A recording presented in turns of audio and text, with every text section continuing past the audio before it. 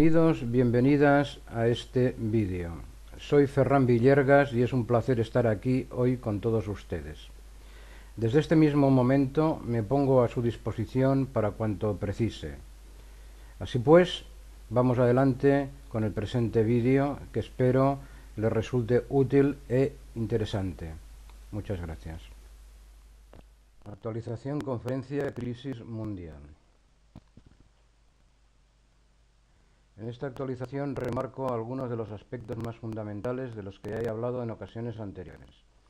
Se pueden consultar mis conferencias anteriores en YouTube, en mi canal Eurofervip o también tecleando Ferran Villergas. Se mostrarán en primer lugar diversas cifras oficiales. En cada apartado se comentarán estas cifras oficiales, se expondrán las conclusiones finales y se comentarán las posibles soluciones. 1. Cifras oficiales. Basándome en el informe sobre la estabilidad financiera mundial del Fondo Monetario Internacional, datos de abril de 2014, lo que tenemos es lo siguiente. Estamos en transición de mercados impulsados por la liquidez a mercados impulsados por el crecimiento. El sistema financiero mundial está experimentando una serie de transiciones difíciles en la senda hacia una mayor estabilidad. En Estados Unidos, la transición plantea varios retos para la estabilidad financiera, especialmente en lo que se refiere a una demanda de rentabilidades y, por lo tanto, una relajación en cuanto a criterios del crédito. Las economías de los mercados emergentes afrontan sus propios retos de transición, pero con diferencias sustanciales de un caso a otro. En cualquier caso, hay un problema en cuanto a los bonos nacionales y en cuanto al apalancamiento, que deben tener muy presente. No han sabido aprovechar sus oportunidades estos últimos años. En China tienen un gran desafío en manejar una transición ordenada hacia una mayor disciplina de mercado y en abandonar esas garantías implícitas que normalmente da el Estado chino, pasándole pues, a los propietarios mayor nivel de responsabilidad y sobre todo reforzando el Banco Central de China. En la zona del euro, las políticas implementadas a escala nacional y europea pues están respaldando esta transición, un marco más sólido, pero desde luego aún hay desafíos importantes, entre otros cabe citar el saneamiento de las entidades financieras, todavía en muchos países que, aunque ha mejorado, es una asignatura pendiente no terminada.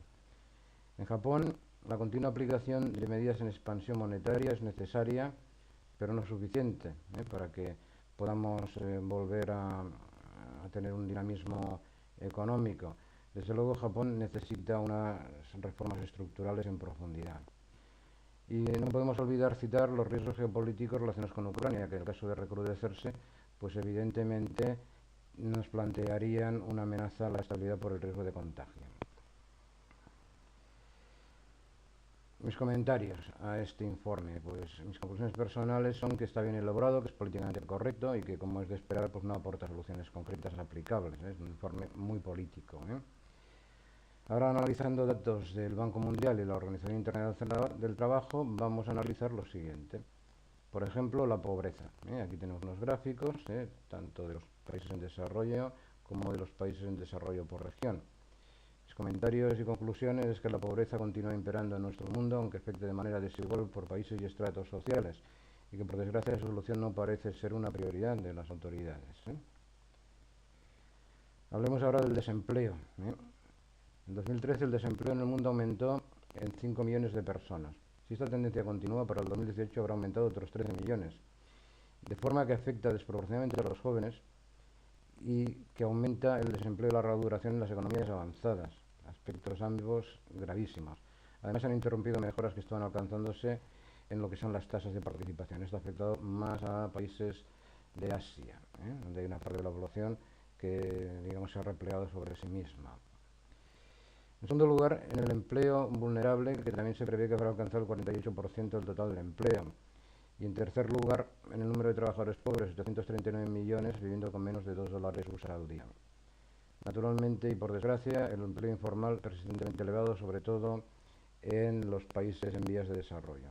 Aquí se propone que para abordar las brechas abiertas en el empleo y en la sociedad es preciso aplicar políticas macroeconómicas favorables a la creación de empleo. Bueno, un poco más de lo mismo de lo que hemos visto antes, ¿no? Pero el hecho es que el desempleo afecta gravemente al mundo y en especial a determinados colectivos, estratos sociales y países, a entender de forma muy grave. Y su solución no parece ser la prioridad de los gobernantes, ¿no?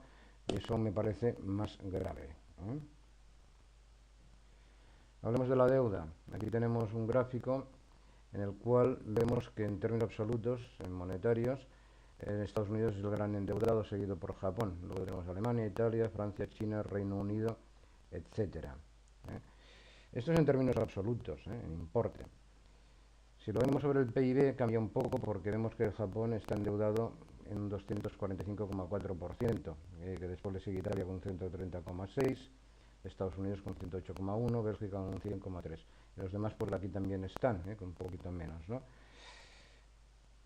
Aquí tendríamos una relación, lo que vemos en pantalla, del ranking de deuda pública sobre el PIB de países del mundo en el año 2013.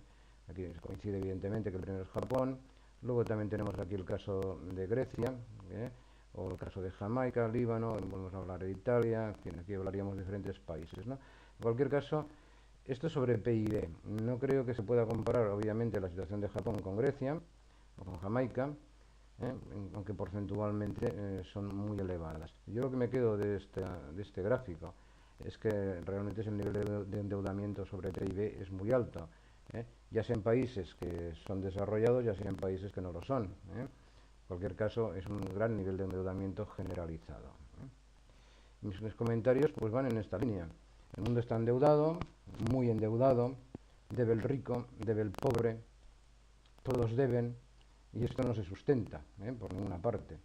El mundo da la impresión de estar en una huida hacia adelante, ¿no?, que hemos estado viviendo en momentos previos al inicio de esta crisis económica y que dificulta la recuperación de forma muy grave si no se toman medidas muy drásticas, ¿no?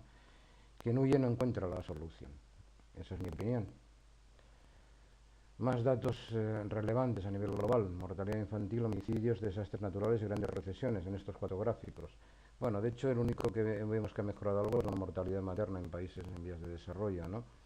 Pero vamos, lo que es violencia en cuanto a homicidios, incidencia de desastres naturales y grandes recesiones, pues ya se ve que en principio han sido bastante graves, las incidencias que hemos tenido. Parece mejorar la mortalidad infantil, la violencia se ha disparado, los desastres naturales se multiplican. Las grandes recesiones, aunque esto es un poco asimétrico, se van repitiendo y son muy graves. Hemos tenido esta última, pero no es la primera ni será la última. Y el mundo pues da una cierta sensación de estar fuera de control, en mi opinión. Más datos: crisis bancarias. Aquí tenemos en diferentes colores en esta imagen el número de crisis que se han producido a nivel bancario por países desde el 1970 a 2011, ¿no? Y vemos que, con alguna honrosa salvedad, como podemos tener por aquí el caso de Canadá y algún país más, ¿no?, como Australia, Nueva Zelanda y otros que ponen que no hay, pero que tal vez es un problema de que a lo mejor ya no tienen ni un sistema bancario como es debido, porque los datos no son muy acertados, ¿no?, aparte de los que aquí pone. Lo que vemos es que en grandes economías del mundo se han producido 2 crisis y en algunos casos muy puntuales incluso 3 o 4 crisis bancarias, ¿no?, lo cual también nos da una idea de dónde está el origen del problema, ¿no? Realmente, como comentario aquí puedo hacer que las crisis bancarias se repiten en la mayoría de los países de forma reiterada, cada cierto tiempo, que las burbujas financieras se repiten, que los focos de origen están claros, que no aprendemos de las lecciones pasadas, que el mundo dista mucho de tener una buena estabilidad financiera. Vivimos en una especie de burbuja permanente que ahora se intenta controlar, pero que realmente el poder financiero en este sentido no parece ser consustancial con una estabilidad que sería muy deseable, ¿no? Consumo público, ¿no? Consumo público es otro aspecto importantísimo, ¿no? Lo hemos vivido en las fases previas a la crisis y ahora lo que vemos es un desglose por países en aquellos que el consumo público se tornó contracíclico, es decir, se pusieron medidas de estímulo para intentar pues bueno, frenar los efectos pues, de la crisis, ¿no? Vemos aquí como grandes países siempre contracíclicos, pues Estados Unidos, Canadá, Australia, Suecia, Francia, Inglaterra, ¿no?, Italia. Otros que están en vías de ser contracíclicos, ¿no?, como puede ser México, Brasil, Chile, Perú, Colombia, España y algunos más, ¿no?, Turquía. Vemos otros en vías de ser procíclicos, es decir, no hacer caso de estas políticas tales como Rusia, Argentina, que hay alguno más y algunos países aquí del África. y otros que siempre son procíclicos, ¿no? Que van por el ciclo básicamente lo que es China, ¿no? China y algunos países de aquí del área Pacífico, ¿no? ¿Qué comentario puedo hacer a esto? Pues que el consumo público se ha desbocado en estos últimos años, que en gran medida ha sido para generar efectos anticíclicos, que no obstante la solución no llega y las viejas recetas pues se van diluyendo, ¿no? Porque, en fin, con vista la deuda que hemos visto antes, pues esto parece una conclusión bastante lógica. El mundo, los estados, no pueden continuar consumiendo al ritmo que lo han hecho hasta ahora, ¿no? Esto es demencial, ¿eh? Pero claro, han de encontrar una solución, ¿eh? Y eso tampoco no es tan fácil. Hablemos también de la interconexión global. Aquí tenemos un gráfico con las interconexiones económicas, financieras y sociales y vemos que van en aumento a todos los niveles, ¿no? O sea, realmente el comentario que yo quisiera hacer aquí, por lo que lo he puesto, es decir que claramente que todo está interconectado, que interconectado está lo bueno, interconectado está lo malo, pero todo está interconectado, muy interconectado, ¿no? Y haría la reflexión de que el mundo será global, aunque no será, ¿no? Porque ya lo es, o sea que eso no tiene vuelta atrás, ¿eh? Hablemos de otro tema importante, la huella ecológica, ¿eh? Hoy la humanidad utiliza el equivalente de 1,4 planetas cada año, ¿eh? O sea, eso significa que ahora le tardamos a la Tierra 1 año y 5 meses para regenerar lo que utilizamos en 1 año. Los panoramas moderados, y lo he puesto en rojo de la ONU, sugieren que si las tendencias continúan por este camino, que la próxima década van a necesitar 2 tierras para soportarnos. Y son los panoramas moderados. Y naturalmente solo tenemos una tierra, ¿verdad? Convertir recursos a desechos más rápidamente que los desechos se convierten en recursos nos pone en una cosa que se llama el sobregiro ecológico global. O sea que estamos agotando esos recursos de los cuales depende nuestra vida humana y la biodiversidad, ¿eh? Gravísimo. Un gráfico para ilustrarlo, aquí se puede ver. Y mis comentarios, ¿no? Que las cifras son demoledoras, que los recursos se acaban si continuamos como hasta ahora y que los desastres ecológicos van a aumentar, de hecho ya lo notamos, ¿no? ¿El mundo será ecológico o no será? Una buena reflexión. Hablemos de investigación, desarrollo e innovación, ¿no? Para un periodo analizado entre el 2009 y 2011, los países que han destinado más del 2% a I+D+I tan solo son Alemania, Austria, Bélgica, Corea del Sur, Dinamarca, Estados Unidos, Finlandia, Francia, Israel, Japón, Singapur y Suecia. Y estamos hablando de que algunos tienen 2, algo, 3, algo alguno. Mis comentarios a esto es que los países citados evidentemente no me representan ninguna sorpresa, ¿eh? Estos países serán los que tendrán mayor posibilidad de prosperar en el futuro, evidentemente. Estos países son pocos respecto del total de los países a nivel mundial. Que habría que analizar caso por caso para ver la calidad del esfuerzo inversor, no solamente de estos países, me estoy refiriendo a los demás, sobre todo, ¿no? Se puede hacer grandes inversiones en I+D y que al final son auténticos brindis al sol y gasto público, ¿no? Incluso en algunos de estos países citados se observa una tendencia descendente, ¿no? Por lo tanto, el tema de I+D es que se mire como se mire, incluso los países comprometidos con el I+D+I son una minoría que destina, a mi entender, una parte insuficiente del PIB, aquello que es nuestra vía de salvación, si se hace bien, ¿no? Necesitamos progresar muy rápidamente en este aspecto para solucionar por esta vía lo que por otras vías ya nos hemos agotado, nos hemos comprometido el futuro, ¿no? Y ya se ve pues el grado de sensibilidad que hay, que es más bien bajo, ¿no? Y no en todos los países, más bien en pocos. Conclusión, el mundo innovará o no será, porque no se podrán solucionar los problemas si no se innova, ¿no? Pasemos al apartado 2, conclusiones finales. En resumen, tenemos un mundo en transición de mercados impulsados por la liquidez a mercados impulsados por el crecimiento. Es decir, la juerga de la liquidez se acabó y ahora tenemos que crecer. Lo cual también colisiona con muchas cosas que hemos dicho, porque ¿cómo vamos a crecer cuando ya nos hemos comido el planeta, ¿no? Un tema importante a resaltar. Tenemos un mundo con graves riesgos: pobreza alarmante, desempleo galopante, deuda pública disparada, violencia en ascenso, desastres naturales en ascenso, recesiones constantes a lo largo de los años, crisis bancarias frecuentes, consumo público desbordado y superado, exceso de población, interconexión creciente mundial con efecto contagio permanente, para lo bueno y para lo malo, pero de momento es para lo malo, claro. Situación ecológica límite y una inversión en I+D+I que a mí se me antoja un tanto ridícula, en cuanto a importe, quiero decir. Consecuencia, el mundo puede agonizar bien pronto si no se pone remedio. Tal como siempre he defendido, la causa última es la falta de unos valores adecuados que nos permitan resolver los problemas citados una vez por todas. Si los tuviéramos, no habría pasado lo que ha pasado, ¿no? Y las previsiones efectuadas por mí hace tiempo siguen su curso y no se pone remedio, ¿no? Conclusión o pensamiento: el mundo rectificará o no será, ¿no? Es posible que la crisis se suavice a corto plazo para determinadas regiones del mundo, sobre todo en este momento, pues por ejemplo Europa o Estados Unidos, puede suavizarse en el corto plazo, ¿no? Pero al fin y al cabo el dinero se mueve fácil a nivel mundial, pero en su conjunto mal pinta para las próximas generaciones, ¿eh? Pero muy mal si no se rectifica, claro.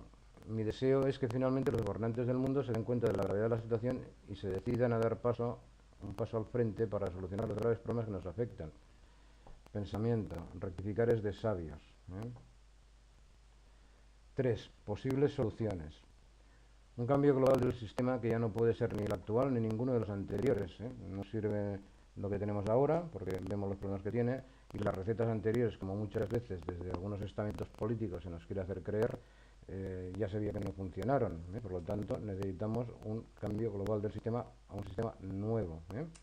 Totalmente nuevo, diferente, ¿eh? Ni sirve lo que tenemos, ni sirve lo que antes se había postulado.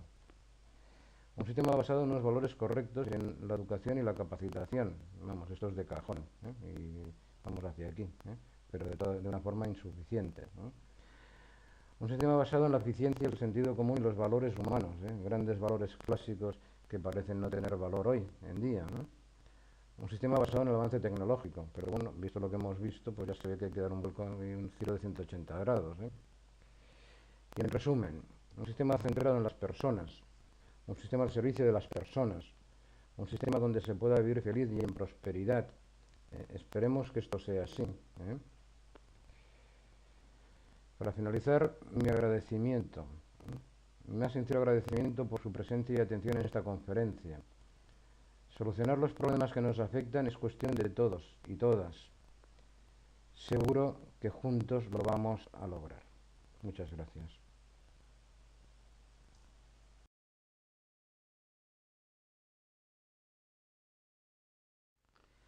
Les invito a visionar mis vídeos en www.youtube.com, tecleando en el buscador de YouTube Eurofervip o Ferran Villiergas. Canal del grupo Eurofervip. Canal personal Ferran Villiergas. Pueden ampliar más información sobre mí en los siguientes links. En mis blogs, que son los que ven aquí, http://fvilliergas.wordpress.com, y lo mismo en inversionesynegocios.wordpress.com, vipeconomia.wordpress.com, unimasterteam.wordpress.com. En Twitter, en http://twitter.com. Tienen que poner @fvilliergas o @unimasterteam o @eurosigmaie o @eurosigmainvest. O en Facebook, http://facebook.com, poniendo Ferran Villiergas Puig, Unimasterteam o Eurosigma Consultores.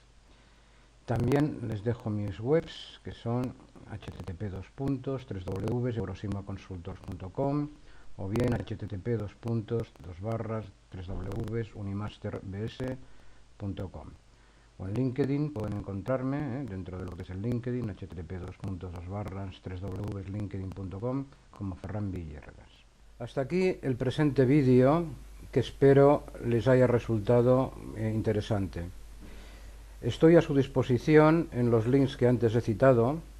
No duden en formularme sus dudas, preguntas o sugerencias. Será un placer responderles.